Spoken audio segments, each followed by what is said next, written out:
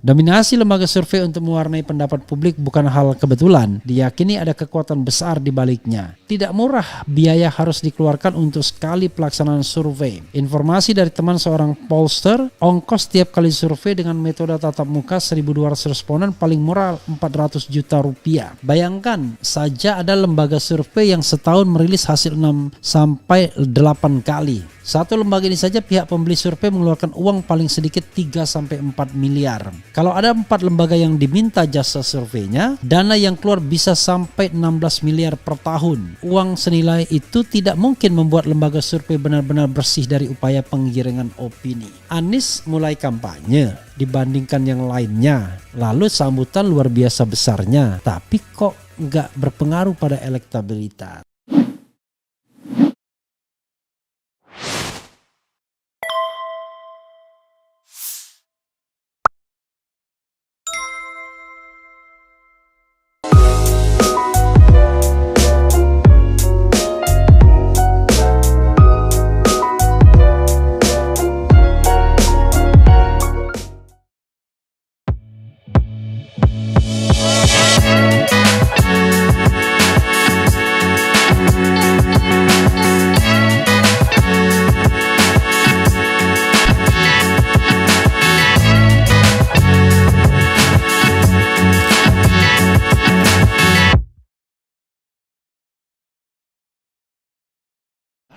Assalamualaikum warahmatullahi wabarakatuh, sobat RH sekalian. Jumpa lagi kita di channel yang keren ini. Keren caras ya, sobat semuanya. Ini terkait dengan yang namanya yang kadang-kadang membuat kita geli-geli sedap, yaitu survei. Karena survei itu pastilah mengganggu ya, kalau seandainya hanya didominasi oleh orang-orang tertentu, lembaga survei tertentu yang barangkali sudah menjalin kerjasama dengan calon-calon tertentu atau dengan bohir-bohir tertentu. Nah, rupanya pengamat ini agak gelisah juga ya, karena kok sepertinya emang begitu ya survei itu. Coba kita bacakan apa soalnya, dan menarik apa yang disampaikannya oleh Adi Amar ini ya, yaitu lembaga survei sepertinya makin sulit untuk dipercaya. Itu kata Adi Amar. Jadi Adi Amar ini kita kenal sebagai pastinya pendukung Anies Baswedan ya, dan dia mempertanyakan begini, coba Adi Amar, kolumnis fnn.co.id. Hal biasa jika beberapa lembaga survei dengan waktu yang hampir bersamaan merilis hasil surveinya. Hasil rilis satu dengan lainnya tidak sama, bahkan hasilnya berkebalikan. Terutama yang disurvei itu kandidat presiden yang digadang-gadang akan maju di Pilpres 2024 mendatang ya. Acap hasilnya tidak sama. Hasil rilis presentasinya jomplang atau bahkan berkebalikan. Kok bisa ya? Bisa saja. Kok bisa? Ya bisa saja. Dia jawab sendiri. Ada pula yang mengganggu nalar. Sejak awal 2021 tercatat ada 4 lembaga survei yang rutin merilis hasil surveinya. Carta Politika, Indikator Politik Indonesia, SMRC, dan Poltreking. Lembaga ini 2 atau 3 bulan sekali mengumumkan hasil surveinya. Makin kesini frekuensinya makin tinggi, kadang sebulan sekali. Bahkan saat COVID-19 varian Delta mengamuk, sekitar April-Agustus 2021 publik disuguhi hasil survei elektabilitas capres. Kalau disimak dengan baik, ingatan kita soal survei saat ini didominasi oleh lembaga di atas, setidaknya yang paling aktif. Apa iya pilihan politik bisa berubah-ubah dalam waktu singkat? Kok harus ditelusuri sebulan sekali? Tidak cukup itu yang mengaduk nalar, hasil survei lembaga-lembaga ini bunyinya hampir sama. Ada capres dipuji terus meningkat peluangnya, capres lain seolah tidak punya harapan menang. Pikiran publik seolah digiring, ya sudah, pilih yang paling berpeluang menang saja. Ikuti pilihan mayoritas saja, toh yang lain tidak mungkin menang. Fenomena giring-menggiring opini publik ini mengingatkan pada peristiwa di tahun 2014, di mana Megawati diguyur 9 lembaga survei yang dibayar oleh 3 konglomerat. Seperti yang disampaikan Refli Harun mengutip omongan Adi Prayitno Adi Praditno ya, untuk meyakinkan Ketua Umum PDI Perjuangan agar mencalonkan sosok tertentu menjadi capres. Ya, saya pun ngutip dia juga. Lembaga survei secara teratur dan terstruktur membuat analisis jika PDI Perjuangan mencalonkan figur ini menjadi presiden, maka partai ikut mendapatkan jauh suara lebih banyak karena efek ekor jas atau kotel efek. Alhasil Megawati menuruti pendapat itu dan janji ekor jas tidak terjadi. Menjelang pemilu tahun depan, rasanya peristiwa penggiringan opini oleh lembaga survei itu semakin nyata. Publik dipaksa percaya bahwa realitas elektoral yang sebenarnya sebagaimana diungkap oleh 4 lembaga di atas. Jika saja ada lembaga lain yang kurang populer mengumumkan hasil yang berbeda, meskipun mungkin yang disampaikan lembaga ini benar, tetapi pasti banyak yang meragukan. Atau bahkan tidak percaya, publik cenderung lebih mempercayai kepada lembaga survei yang lebih populer, yang didukung nama besar, mereka seolah menjadi pemilik kebenaran. Dominasi lembaga survei untuk mewarnai pendapat publik bukan hal kebetulan, diyakini ada kekuatan besar di baliknya. Tidak murah biaya harus dikeluarkan untuk sekali pelaksanaan survei. Informasi dari teman seorang pollster, ongkos tiap kali survei dengan metode tatap muka 1.200 responden paling murah 400 juta rupiah. Ini biaya real lapangannya. Kalau dibayari oleh pihak ketiga, bandrolnya berbeda. Bisa 500-600 juta. Bayangkan saja ada lembaga survei yang setahun merilis hasil 6 sampai 8 kali.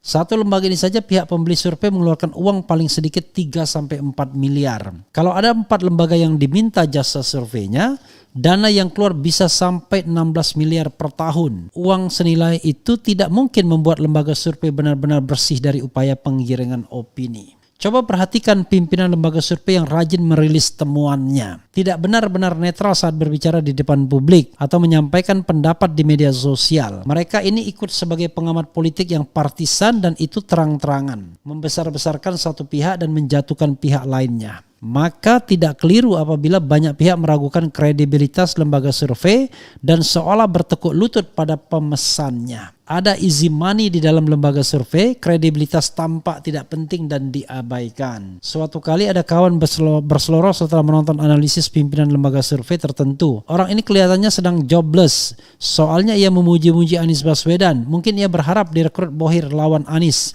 Ini nih teknik pemasaran. Ungkapan kawan ini cermin betapa lembaga survei telah menjadi industri komersial, tidak lagi menjadi sumber pengetahuan, indikator politik Indonesia. Oke, ini ya, terus ya. Salah satu lembaga survei yang populer adalah Indikator Politik Indonesia (IPI) yang belum lama ini merilis hasil surveinya yang seperti berkebalikan dengan akal sehat.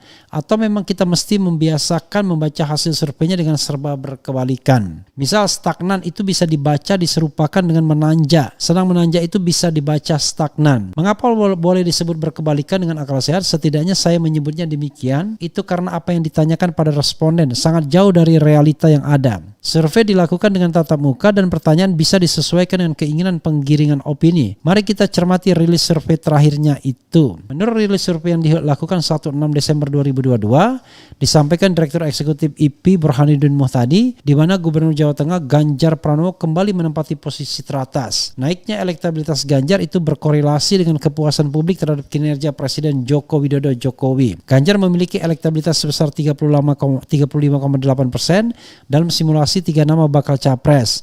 Ganjar unggul atas ex-gubernur DKI Jakarta Anies Baswedan 28,3% dan Menteri Pertahanan yang sekaligus Ketua Umum Partai Gerindra Prabowo Subianto 26,7%. Rilis survei IPI itu menyebutkan adanya tren positif terhadap Ganjar. Pada periode November-Desember 2022 bisa terlibat dari peningkatan elektabilitas dari 33,9% pada November menjadi 35,8% pada Desember. Tren positif juga dialami Prabowo, kenaikan dari 23,9% pada November menjadi 26,7%, sementara Capres Anies Baswedan mengalami tren negatif dari 32,2% pada bulan November menjadi 28,3% bulan Desember. Hasil survei yang muncul seolah menyederhanakan persoalan dengan dicarikan faktor pembenar terhadap kenaikan elektabilitas Ganjar, meski menjadi sulit dinalar. Dikatakan kenaikan dukungan Ganjar karena meningkatnya kepuasan publik pada kinerja Jokowi. Namun tidak diberi penjelasan tren negatif terhadap Anies itu disebabkan oleh faktor apa. Memang akan sulit bisa memberi penjelasan rasionalitasnya. Mengingat realitas sambutan massa mengelulukan Anies pada setiap kunjungan ke beberapa daerah. itu seperti tidak dilihat sebagai sesuatu, malah yang didapat tren menurun negatif. Iya juga. Kalau kita pikir-pikir kok aneh ya. Anies mulai kampanye dibandingkan yang lainnya. Lalu sambutan luar biasa besarnya. Tapi kok nggak berpengaruh pada elektabilitas ya. Salah satunya adalah karena responden pasti mayoritasnya Jawa. Karena mereka kan multi-stage random sampling. Pasti proporsi Jawa Tengah, Jawa Barat, Jawa Timurnya lebih gede. Dan itu pasti menguntungkan kandidat yang kuat di Jawa. Dan ini adalah Ganjar Pranowo pastinya. Oke, karena itu barangkali Anies harus garap Jawa kalau mau trennya positif. Kemudian jangan lupa negeri ini untuk sosial politik elektoral hanya ada dua kutub, pro dan non Jokowi. Kalau sampel yang ditarik banyak jatuh ke populasi pro Jokowi, pastilah puas pada kinerjanya. Dan juga niscaya cenderung positif kepada elemen yang lekat dengan Jokowi termasuk Ganjar yang identik sebagai Jokowi kecil. Sebaliknya hasil survei menegasi pada unsur yang antitesa Jokowi termasuk elektabilitas Anies. Begitu pula kalau sampel banyak jatuh pada populasi yang non Jokowi, dipastikan suara Ganjar ambrol sedangkan suara Anies naik. Jadi tren kenaikan dukungan Ganjar dan penurunan pada Anies bisa jadi bukan cermin fenomena sebenarnya, tetapi karena bias sampling. Siapapun yang pernah belajar statistik tahu ada istilah kurva normal dalam penarikan sampel. Sampel ideal adalah sampel yang kurva normalnya melengkung mulus dengan sisi yang proporsional. Kalau condong pada satu sisi sampel akan menjadi cermin pada karakteristik populasi sisi tersebut. Condong atau tidaknya sampel pada satu sisi bukan hanya terjadi pada proses pengambilan sampel yang disengaja, pada pengambilan sampel secara acak pun hal ini bisa terjadi ya. Random sampling. Kalau mau fair, IP harus menunjukkan analisis normalitas kurva sampelnya. Tidak cukup hanya menunjukkan tren data dan sekedar memperlihatkan karakter sampelnya sebangun dengan populasi BPS. Tidak perlu pakai analisis korelasi pun semua orang tahu kalau banyak yang puas kepada Jokowi pasti baik pada elektabilitas Ganjar dan buruk bagi Anies. Ya, itu tadi karena opini politik bangsa ini terbelah hampir sama banyak antara pro dan non Jokowi. Kalaupun IP tidak mampu membuat analisis uji normalitas sampelnya, coba lakukan 2 unit survei yang dilakukan dalam rentang waktu dan metode yang sama. Kalau keduanya menunjukkan tren yang sama, maka sah membuat kesimpulan di atas.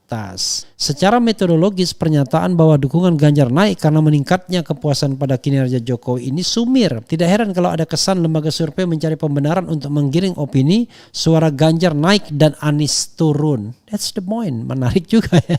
Akhir Desember 2022 dan Januari 2023, banjir merendam Jawa Tengah. Banyak kota atau kabupaten yang lumpuh oleh banjir. Menjadi seperti tidak tertangani jika survei dibuat saat ini, belum tentu tren negatif didapat Ganjar. Argumen tren positif bisa dibuat dan sepertinya nalar publik dianggap bisa dikecoh. Silakan saja merilis survei untuk menaikkan atau menurunkan elektabilitas siapa saja yang dikehendaki. Itu pastilah sesuai kemauan pihak yang memesannya. Publik punya penilaiannya sendiri, sulit bisa termakan penggiringan opini tentang elektabilitas yang dimunculkan lembaga survei. Menjadi wajar jika muncul kesan bahwa lembaga survei sulit bisa dipercaya. Jika masih bekerja dengan memakai metodologi siapa yang membayar. Maju tak gentar membela yang bayar. Tapi dari sedikit lembaga survei yang masih istiqomah memegang idealismenya, rilis hasil surveinya terus dinanti.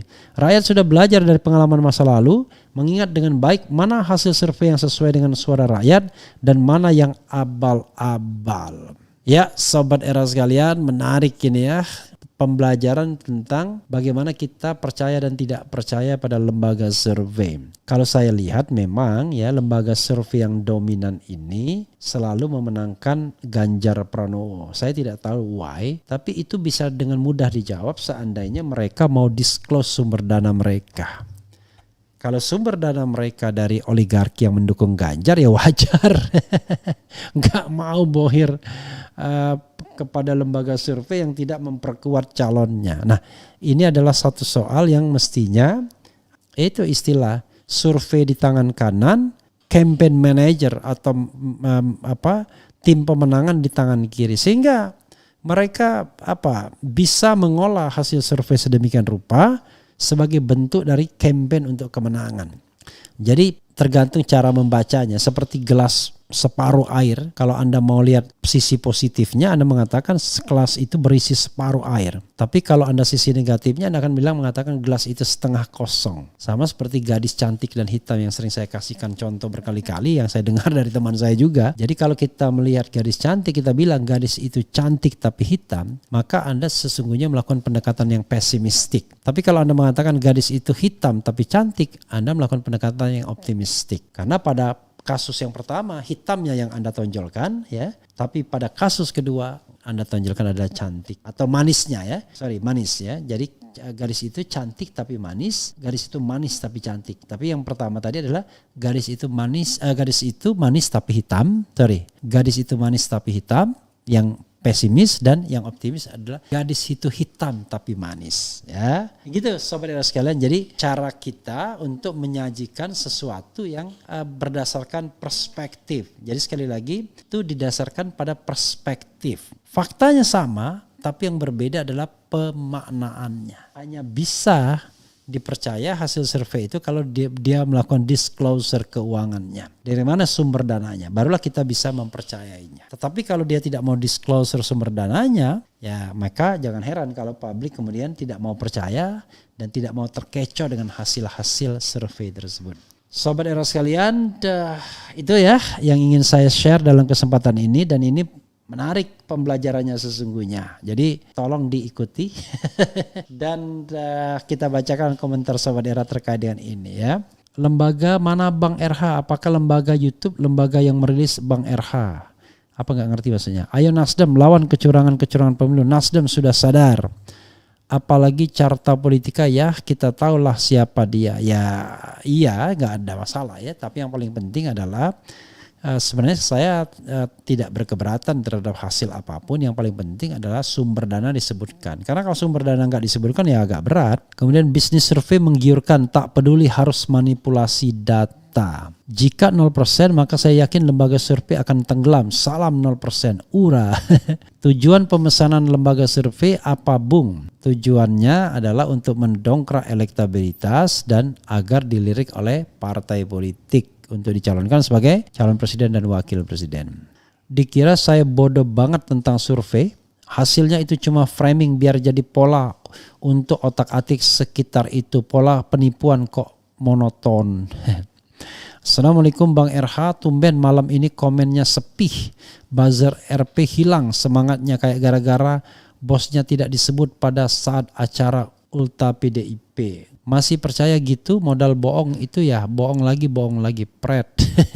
Di dunia ini cuma Indonesia menjelang pemilu banyak lembaga survei berlomba-lomba membuat analisa yang berusaha menggiring opini publik. Kemudian lembaga survei banyak yang jadi corong untuk membentuk opini tergantung siapa yang bayar. Siapapun capresnya di mana mampu menguasai suara di Jawa maka akan menang. Keren cadas Bang RH, yang saya heran Jateng Morat Marit dipimpin Ganjar tapi kok Ganjar surveinya nomor 1 dan Prabowo pendukungnya pada lari ke Anies tapi surveinya masih di atas Anies. Ini mengherankan. Ya sebenarnya Sobat Era sekalian, memang sebenarnya begini, ketika Anies sudah kampanye kemana-mana, ada sambutan di mana-mana, tapi ada tren menurun, nah itu agak aneh. Kemudian masalah banjir di Jawa Tengah, tren Ganjar meningkat, itu aneh. Karena itu ya sudahlah, Anda mau percaya, enggak juga enggak ya. Oke, tapi kita tetap bahas sebagai sebuah pengetahuan. Anies tetap semakin di depan ya. Kemudian lembaga survei demen banget bohong, enggak juga mungkin ya. Tetapi kita harus pertanyakan soal metodologi, soal penyajian dan lain sebagainya. Tadi dia tidak bohong, dia mengungkapkan perspektif. Tapi kalau sudah main margin of error, itu begawat. Jadi dia misalnya memainkan perspektif tadi, itu gadis itu manis, tapi hitam, kan itu. Tapi gadis itu hitam tapi manis. Nah itu sebenarnya perspektif ya, tergantung kita untuk mengatakan apakah misalnya 60-70% itu adalah, bahasanya bisa begini, kepuasan terhadap Jokowi meningkat. Dari mana? Dari 63 ke 70%. Oke? Tapi kalau bahasa pesimisnya mengatakan kepuasan terhadap Jokowi baru cuma 70%. Dicumakan saja, sama kan? Sama-sama 70%. Kenapa begitu? Sama, 63% itu ke 70% akan mengatakan bahwa karena Jokowi bekerjanya baik maka kepercayaan makin meningkat setelah sempat ambrol dalam COVID. Tapi kalau yang 70% mengatakan, dia asal mengatakan begini, presiden ini sudah tidak bisa lagi dipercaya karena tingkat kepercayaan cuma 70%, alias kalau dalam nilai kuliah itu cuma dapat B saja. Harusnya seorang presiden yang sudah menjabat 8-9 tahun ya A kalau mendapatkan legitimasi yang baik. Dan A itu harusnya tingkat kepuasan 80% ke atas. Itulah baru kita anggap dia berhasil. Nah kan tergantung pemaknaan, tergantung cara penyajian ya. Karena itu Sobat Era sekalian, memang survei ini meresahkan. Meresahkan, terutama kalau seandainya ada belok-belok sana belok sini, atau ada sebuah grand design untuk mengangkat calon tertentu dan menenggelamkan calon lainnya. Karena tidak mungkin juga calon lainnya itu akan melawan dengan survei yang kemudian dibuat-buat seolah-olah dia juga naik. Jadi lalu gimana? Ya cari survei yang independen. Masalahnya, is there any independent pollster right now? Nah itu, this is the question. Ya saudara sekalian, itu saja ya, ini pembelajaran bagi kita semua. Nanti kita akan lanjutkan lagi dengan tema yang lainnya. Wassalamualaikum warahmatullahi wabarakatuh. Ciao.